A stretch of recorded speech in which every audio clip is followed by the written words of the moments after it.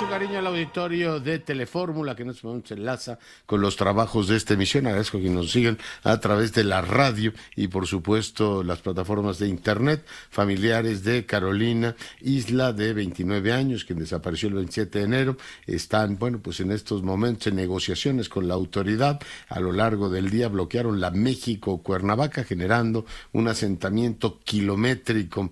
Le comento que, bueno, pues hay información muy relevante sobre los temas de aeronáuticas en este país. El presidente, por un lado, amenaza con el cabotaje, así literalmente abrir los cielos, poner las alas mexicanas en manos de extranjeros si no se bajan las tarifas de aéreas, lo cual es pues una amenaza muy directa. Más está enojado porque las empresas de carga le han dicho que no hay condiciones para moverse al AIFA, lo cual pues lo llevó a llamarle al general Pastor y preguntarle, oye, ¿hay o no condiciones?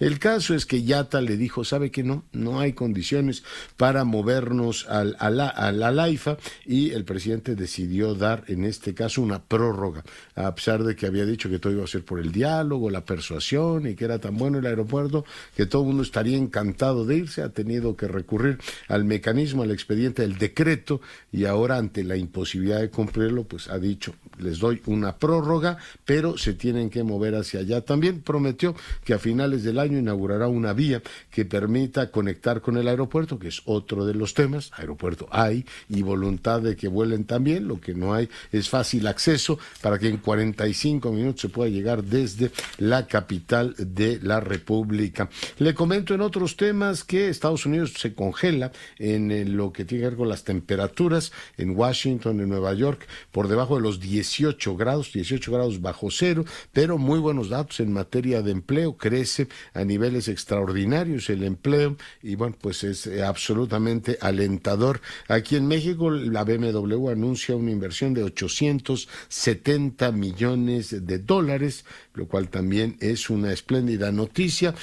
Juan Manuel Gómez Robledo, quien usted sabe fuera nuestro embajador en Francia, ahora embajador adjunto ante Naciones Unidas, es presentado oficialmente ya como candidato a juez de la Corte Internacional de Justicia. En más información, le comento que, bueno, pues piden expulsión de Osorio Chong del PRI, pese al diálogo que se había acordado ya, de intercambio de cartas. La división en el Revolucionario Institucional es enorme. La presidencia impugna la resolución con la que Xóchitl Gálvez pidió el derecho de réplica en la mañanera.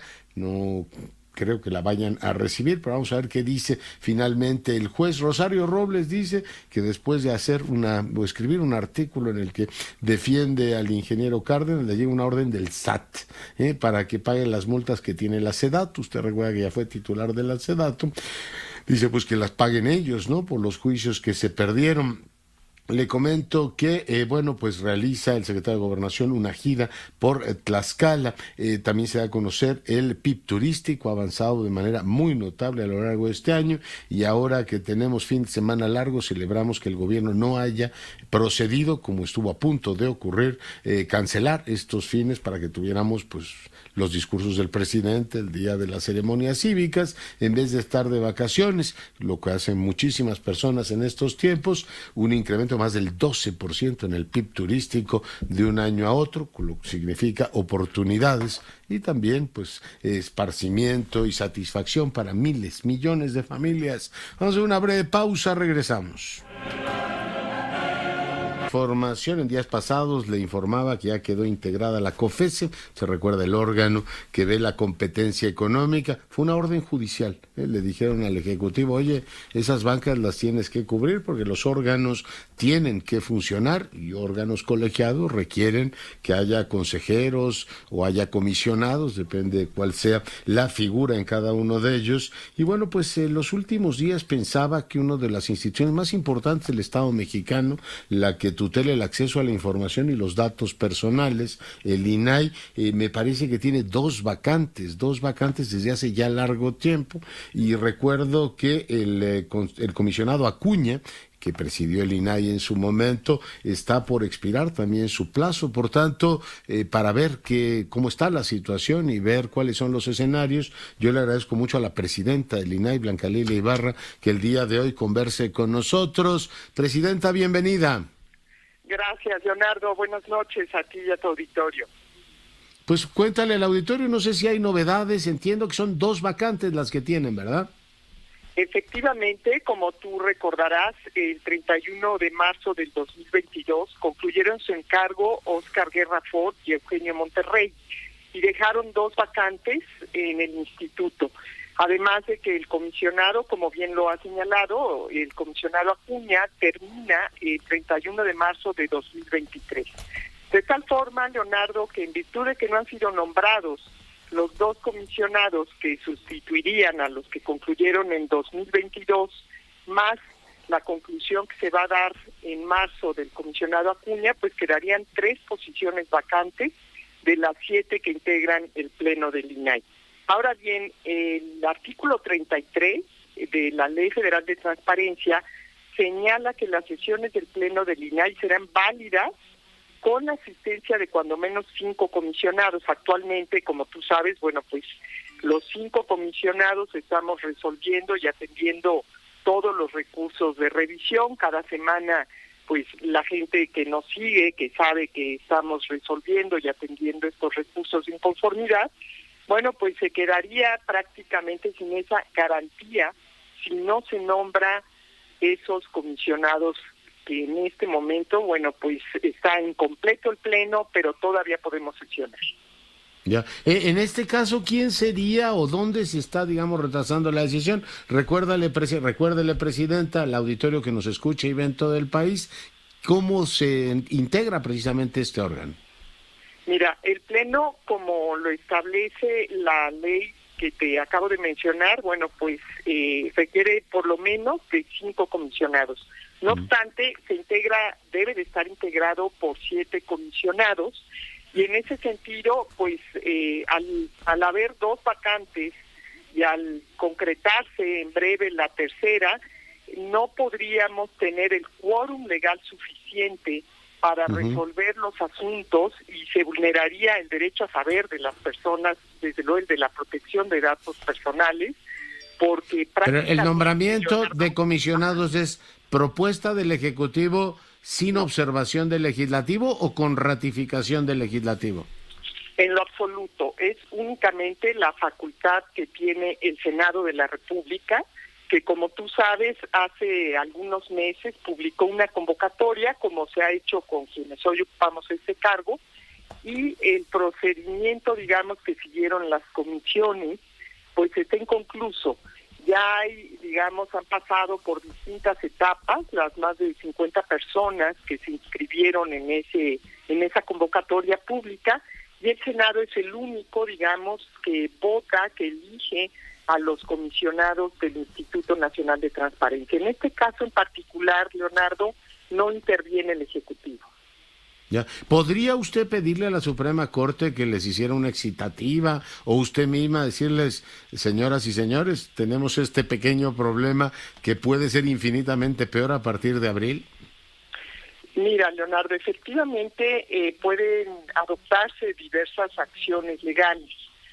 Por ejemplo, estamos enterados que una persona ya promovió un juicio que está, digamos, en el Poder Judicial de la Federación, porque considera que se afectan sus derechos al estar incompleto el Pleno del INAI. Igualmente, el Consejo Consultivo del Instituto nos ha solicitado que promovamos una controversia constitucional para que el Senado de la República designe a las personas que ocuparán las 2 posiciones vacantes. Y bueno, pues esto naturalmente nos lleva a analizar, a explorar diversas vías legales para que se pueda avanzar en esa debida integración del Pleno y concluya el Senado el procedimiento, pues ya que está ya, el balón está en la cancha del Senado. Porque déjeme preguntarse de una manera directa y sin poner, digamos, amarillismos o cargar las tintas. O sea, ¿podrían vulnerarlos nuestro derecho a saber si yo interpusiera un recurso ante el INAI que no se cumpliera precisamente porque no hay posibilidad de que funcione el Pleno? O sea, se estaría conculcando un derecho de los ciudadanos. Efectivamente, estaríamos imposibilitados a poder resolver los recursos de revisión, porque esto se hace en las sesiones de pleno y requerimos un quórum mínimo de 5 comisionados, incluyendo a la presidencia. Ya, pues es delicado el asunto y bueno, pues por esta vía hacer un llamado al Senado para que en este caso cumpla con las funciones que tiene e integre el órgano del INAI. Presidenta, muy agradecido con usted. Muchas gracias, estimado Leonardo. Un saludo a ti, a todo tu auditorio y un buen fin de semana largo para todos. Gracias, Blanca Lili Ibarra, la presidenta del INAI. Fíjese qué delicado tema, ¿no? Es decir, si una vez que salga Acuña a finales de marzo, que estamos a 3 de febrero, está a la vuelta de la esquina, pues voy a decir, pues no podemos funcionar porque el Senado tiene 2 vacantes que todavía no ha cubierto. Bueno, así está el tema. Fíjese que el día de hoy tuve la fortuna de conversar con el embajador de Portugal en México, un hombre extraordinario, João Caetano da Silva, un diplomático de estos, de los que uno aprende muchísimo. Yo no tengo más que gratitud con él. Mire que me ha enseñado cosas a lo largo de su larga estancia en México. Es uno de los muy pocos diplomáticos, bueno, el único en el caso de Portugal, que ha representado a su país en 2 ocasiones. Se lo pidió Rebelo de Sousa y bueno, pues ha sido embajador de Portugal en México. En un momento más le presento un fragmento de la conversación que tuve con él. Antes déjeme ir con el profesor Gutiérrez, Aníbal Gutiérrez, destacadísimo economista, pero el de hoy damnificado por el tráfico. Aníbal, ¿cómo estás? ¿Qué tal, Leonardo? Pues mira, un saludo antes que nada a toda la audiencia. Pues con estos avatares de la ciudad, en donde cada vez se demuestra más su vulnerabilidad, ¿no? Realmente esto que pasó primero por un hecho delictivo que parece ser que comienza a ser ya muy generalizado en términos de desaparición de personas y por lo tanto las familias y las comunidades tienen que bloquear calles pues para que les hagan caso, ¿no? Y luego, como pese a toda esta situación que llevaba varias horas, pues no había ningún elemento de apoyo, información por parte de la autoridad. Yo te puedo decir que a los que nos tocó acá por el sur, toda esta parte de insurgentes y, por ejemplo, desde el Estadio Azteca, Tlalpan, y lo que es el viejo camino a Xochimilco, trabado ahí de tráfico, y pues ninguna autoridad, ninguna policía, nada que pudiera ayudar a agilizar las cosas, ¿no? Y no, de hecho, eso ya forma parte de nuestra tragedia cotidiana.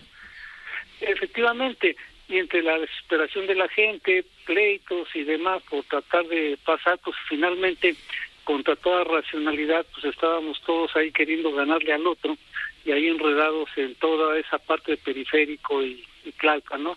Pues sí fue muy pesado, con una gran carga, pero sobre todo una ausencia de información, de autoridad, para tratar de, ya no solo si no se podía agilizar el tráfico, pues por lo menos informar y que la gente estuviera tranquila y esperando alguna solución a esto. De hecho, en todo ese trayecto y una estadía de 2 horas y media, para poder llegar... 2 horas y media. Sí, para poder llegar más o menos de la sala de Zahualcóyotl a lo que es el Dolores Olmedo, que espero recapaciten y lo reabran. Oye, ¿qué hicieron allá en Xochimilco que les quitan el Dolores Olmedo? Y bueno, hoy tuviste este gravísimo problema, 2 horas me dices en ese trayecto, pero habitualmente es un calvario, ¿no? No les han dado ni una mínima solución al tema vial de esa zona, Aníbal. No, para nada, realmente hay una entrada y salida más o menos amplia, que es lo del canal de Miramontes y prolongación de División del Norte, pero hacia arriba están una serie de pueblos que su única salida es esa. La otra es la parte que te llega por ese antiguo camino Xochimilco, ahí por Huipulco, el Estadio Azteca, pero que es también una vialidad angosta, pero a la que se le agrega lo siguiente: si bien ya había tradicionalmente una agencia de autos, una fábrica, se agregaron oficinas de la Guardia Nacional, ni más ni menos, y entonces las 2 aceras se convierten ahí en estacionamiento y te dejan un solo carril para entrar de Huipulco hacia Xochimilco. Entonces también eso es todo un caos y no hay ninguna forma de agilizar la movilidad. Y el día de hoy, como te decía... Ese es el pan de cada día, ¿no? Exactamente, y no hay ni forma de agilizar, no hay señalamiento, no hay nadie que te apoye, y el día de hoy solamente encontramos un oficial en su patrulla, pero estaba bloqueando el acceso de donde está cardiología, de la lateral de periférico hacia Viaducto Tlalpan. Fue el único oficial de policía que estaba ahí presente y nada más, ¿no? Entonces, pues seguimos los ciudadanos ahí en total desamparo, y esto es recurrente. Aquí en esta zona, por ejemplo, el día que con la entrega de credenciales de bienestar, la jefa de gobierno vino a un acto de campaña, pues ese mismo día los jóvenes que reciben su beca de bienestar fueron abandonados sin información, se enojaron y bloquearon otras calles aquí mismo, ¿no? No, y en Chivatito lo hacen un día así, ¿verdad? También, y la autoridad dice, bueno, usted dése la vuelta por otro lado. Y así vivimos, mi querido Aníbal, te mando un abrazo. Saludos. Cuídate mucho. Pasados le comenté de un texto que me ha impresionado mucho, ensayo para después del naufragio, del doctor Francisco Valdés Ugalde. Inicialmente creía que era un libro de coyuntura, después me he dado cuenta que es un libro con una profundidad enorme y yo le agradezco mucho a su autor, el doctor Valdés Ugalde, que hoy converse con nosotros. Paco, ¿cómo estás? Buenas noches, bienvenido. Hola, Leonardo, pues un placer estar contigo y con tu auditorio. Muchísimas gracias por esta oportunidad. Oye, déjame empezar la conversación planteándote, durante muchos años hemos vivido con la idea esta de las olas y las contraolas de Huntington. Tú dices que estamos ante un cambio de época, un cambio de tipo de política, después de una primavera así democrática, cuando empezaron a caer los regímenes allá en Europa del Sur, el franquismo, el salazarismo, todo lo demás, y cayeron todos los regímenes del mundo comunista, América Latina se democratizó. A nosotros nos costó bastante más tiempo, pero también entramos a eso que él llamó la ola, y después él hablaba de contraolas autoritarias. Tú revisas este tema y dices, estamos no necesariamente con la óptica Huntington, estamos como ante un corte, ¿no? Un declive de ese entusiasmo democrático y entramos ahora a una nueva etapa. Me encantaría que iniciáramos la conversación por ahí. Cuéntale al auditorio que nos escuche y ve en todo el país, ¿cómo estás viendo este cambio de época? Cómo no, con mucho gusto. Trataré de ser muy preciso porque el libro se explaya bastante, pero el libro trata de ser un análisis y a la vez una propuesta en la que en el centro de la cuestión, en este gran cambio mundial, en el orden global que vivimos después de la Guerra Fría y todos los reacomodos que han venido en el fin de siglo y en el principio del nuevo siglo y que no han concluido o terminado por establecerse en una nueva estructura más o menos estable que nos dé un horizonte de visibilidad. Tenemos una situación en que la democracia y el Estado de Derecho están en dificultades. Y están en dificultades porque se cayó un orden anterior, porque han surgido actores nuevos que reclaman nuevas reglas, que disputan las reglas anteriores, y en ese ambiente se crea una enorme confusión que llega tanto a los niveles más concretos, nacionales, de los países, de nuestros países y en general de los países, porque este ya no es un fenómeno de América Latina, no es un fenómeno de los países subdesarrollados, es un fenómeno que creo que estamos viviendo a nivel internacional, en que aparecen luchas por imponer hegemonías de distinto tipo para establecer nuevas reglas, para establecer un nuevo piso donde haya un actor o un conjunto de actores dominantes capaces de someter al juego a todos los demás. Y ahí justamente esa pugna pone en cuestión la democracia, como la veníamos viviendo en el sentido de una gran progresión del mundo hacia la adopción de regímenes democráticos y que mucho más recientemente, es decir, no en el siglo pasado y antepasado, sino a finales, en la segunda mitad del siglo pasado, nuestros países de América Latina y otros como los que tú mencionaste en Europa del Sur y los que salieron de la Unión Soviética y la propia Rusia, entraron en un proceso que inicialmente fue democrático, pero que al verse la magnitud del impacto que la democracia puede tener, empezó a generar también anticuerpos. ¿Por qué? Porque al final de cuentas lo que yo planteo en el libro es que la democracia, más que una estructura fija, en donde tenemos elecciones, el pueblo elige a sus gobernantes, los gobernantes más o menos se limitan por las reglas constitucionales y el contrapeso entre los diferentes poderes, la democracia en realidad descansa en dos principios: el principio de igualdad y el principio de mayoría. Porque desde Atenas, desde la Grecia antigua, el proceso histórico ha sido la inclusión de cada vez más miembros de la sociedad en el ámbito de los ciudadanos que deciden. Así como vimos, por ejemplo, en tiempos recientes, cuando digo tiempos recientes, el siglo y medio pasado, cómo creció la masa sufragante. Recordemos que al principio solo podían votar los nobles, después pudieron votar los nobles más los propietarios y los que pagaban La impuestos. ampliación de la ciudadanía, ¿no? Se va ampliando la ciudadanía, se amplía a todos los varones adultos, después a todas las mujeres y varones adultos, hasta llegar a formar una gran masa de electores que finalmente en los tiempos actuales, en que ha cambiado todo el sistema comunicativo y se ha vuelto cosmopolita, como lo dice Habermas, reclaman una presencia en la decisión pública. Ya no admiten tan fácilmente la división entre gobernantes y gobernados como una división en que los gobernados tienen que elegir a los gobernantes e irse a su casa mientras los gobernantes gobiernan, sino que implican una interacción mucho más intensa y continua. Pero hay un tema que es particularmente perturbador, pues nos hemos acostumbrado a hablar de democracias. Más adelante me encantaría recuperar todo este tema del orden político, que creo que das al clavo. Ahí tenemos un tema muy pendiente de enorme relevancia. Pero tú planteas la posibilidad, así como Edgar Morán, como otros pensadores, decir, bueno, habría que pensar que a lo mejor estos valores fundamentales, la democracia como un derecho humano, podría plantearse bajo la tutela de una, digamos, una escala superior a la del Estado Nacional, porque nos cuesta mucho plantearlo, porque finalmente seguimos bajo el campo gravitatorio de la superomnia, de la soberanía, del Estado Nacional, Paco. Efectivamente, estamos todavía bajo la sombra de la Paz de Westfalia. En aquella famosa frase que decía cuius regiu, ellos religio. La religión del rey es la que define al pueblo, ¿no? Y entonces esa primera creencia está hoy completamente rota.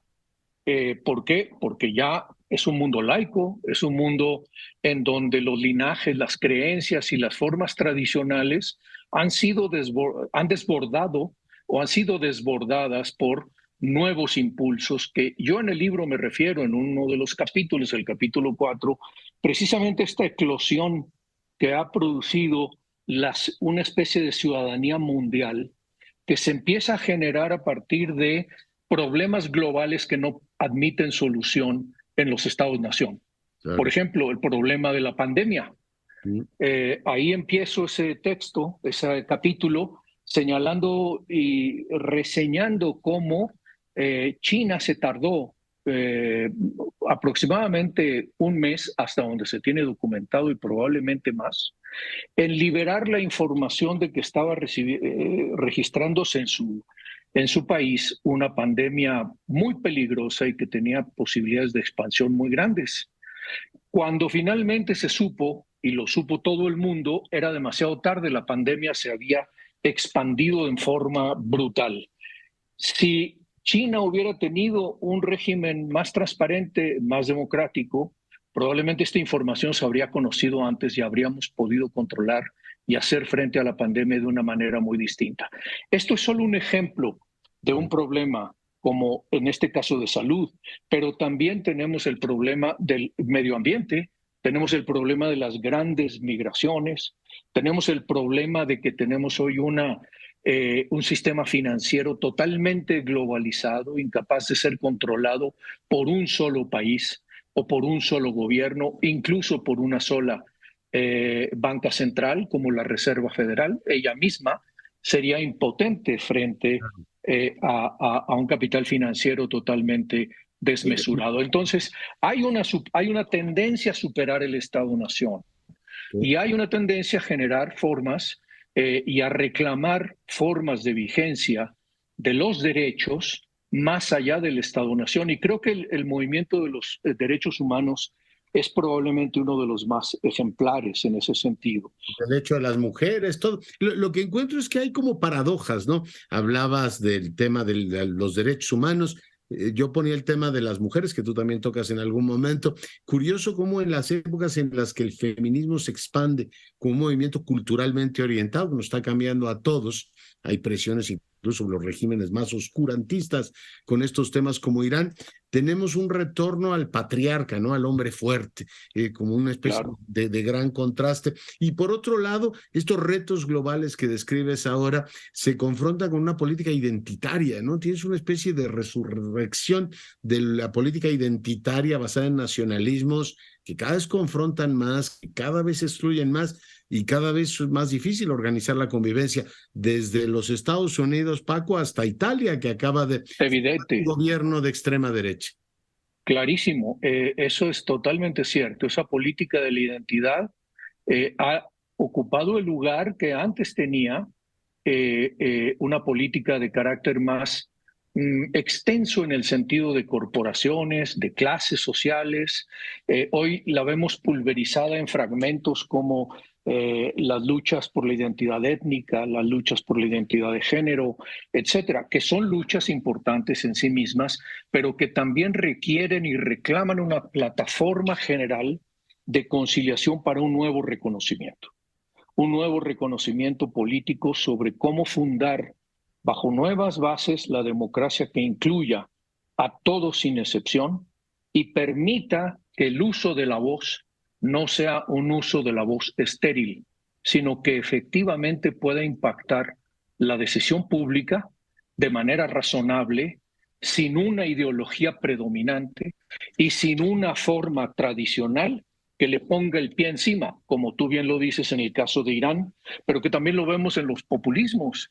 Aparecen figuras como la de Trump, que parecen ser grandes figuras patriarcales, protectoras de las masas desplazadas por la globalización, que terminan siendo un engaño. Y tenemos también en México un ejemplo de esta naturaleza. Y en Venezuela ha llegado hasta una deriva como la que tenemos hoy en día, con una autocracia prácticamente cerrada, gobernada por un solo individuo y una camarilla que no permite la libertad política. Porque la apertura de esta ciudadanía global, alguna vez Sloterdijk habló de la hiperpolítica, ¿no? Salir de la política clásica, viene esta política planetaria. Tú hablas de la pospolítica, pero puede convertirse en un movimiento ineficaz frente a estas tendencias también identitarias, de una reivindicación también de una serie de elementos que el Estado debe dar. La gente pide orden y seguridad al Estado. Ahí entro al asunto del orden político, que me pareció muy sugerente que retomes a Fukuyama, que digamos de todos los libros que he escrito, uno de los más sugerentes es el orden político, y aterrizo en México, Paco, pues tengo la impresión de que esta democracia no está tan frágil, ahora patrimonializada por el presidente, que dice que la democracia llegó con él, sigue teniendo una ausencia fundamental. Resolvimos, y espero que lo conservemos, el tema democrático, o sea, el tema de las elecciones, pero nos desentendimos de un Estado que administre los bienes públicos, tú lo dices muy claro. Así es. Del imperio de la ley como una norma de conducta y el tema de la rendición de cuentas. Paco, o sea, la democracia sí implica, doctor Valdés, muchas más cosas que simplemente tener un INE, que por cierto hay que... Efectivamente, desde luego. Sin embargo, claro, hemos puesto hoy el acento en el INE porque es la base. Sin elecciones no tenemos tampoco lo demás. Elecciones limpias, justas, transparentes, no organizadas por tribus sueltas por doquier, capaces de definir el destino de los votos como les dé la gana. Sin embargo, efectivamente, necesitamos, y yo creo que ese es uno de los grandes claves para entender la transición democrática mexicana, a entrar realmente a reformular el ejercicio del poder. No entramos en la transición democrática, cambiamos las reglas de acceso al poder, pero no cambiamos las reglas de su ejercicio. Yo recuerdo cuando empezaban los acuerdos del 96 para la reforma política y cuando se decide finalmente que hacia el 97, que tenemos las primeras elecciones en donde el viejo partido hegemónico pierde la mayoría en el Congreso, algunos nos hacíamos la pregunta, bueno, ¿y qué va a pasar? Los nuevos partidos de oposición política, democrática, ¿Van a contagiar y convertir al viejo partido hegemónico en un partido democrático? ¿O el viejo partido y las pulsiones hegemónicas y sus viejas mañas van a inundar el territorio de la oposición y a contaminarlo para que también se comporten de la misma manera y entonces generar las mismas complicidades, pero ya no con uno solo, sino entre muchos? Y yo creo que, aunque sea un poco caricaturesco como lo planteo, me parece que plásticamente revela lo que Claro, nos ha pasado.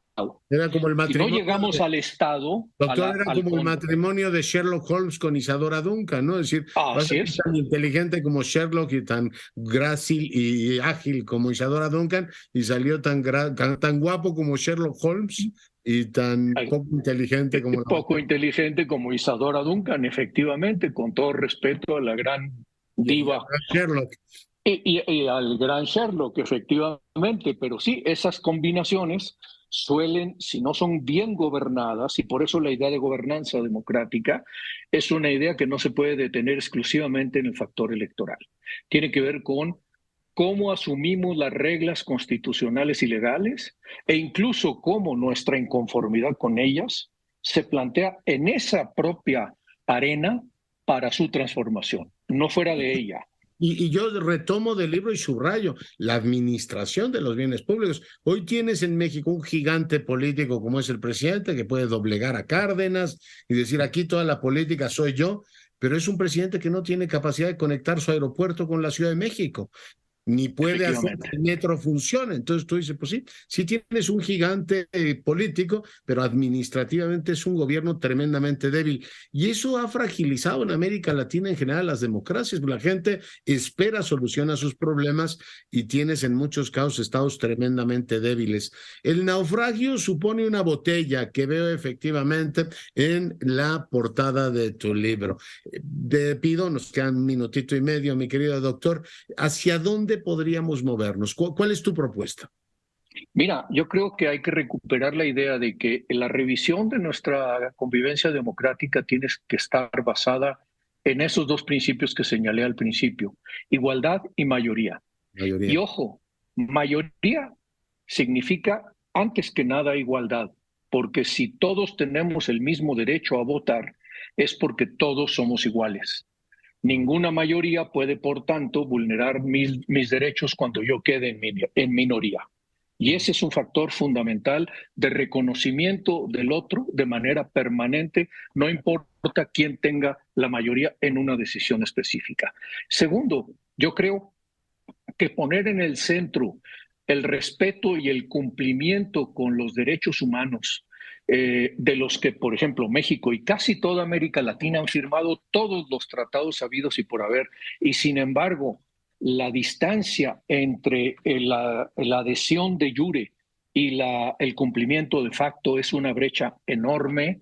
Estoy haciendo otro libro sobre esto, por cierto, en que efectivamente no se traduce esa convicción por los derechos humanos en una verdadera política pública que genere los bienes públicos que es necesario no solamente para la seguridad, sino también para la educación y la salud, con grandes sistemas capaces de resolver esos problemas, que es precisamente lo que una democracia le debe a su gente. Bueno, pues el libro está ahí, el prólogo es de Roger Bartra, el texto es del doctor Valdés Ugalde, quien para fortuna nuestra el día de hoy ha conversado con usted. Ahí está el libro, doctor, muchas gracias. Muchísimas gracias, Leonardo, un placer saludarte y saludos a tu auditorio. Enhorabuena, un gran libro. Y con esto nos vamos, yo soy Leonardo Curcio, a nombre de todo el equipo le agradezco su preferencia, siga nuestras frecuencias, disfruta el fin de semana largo y sea rabiosamente feliz.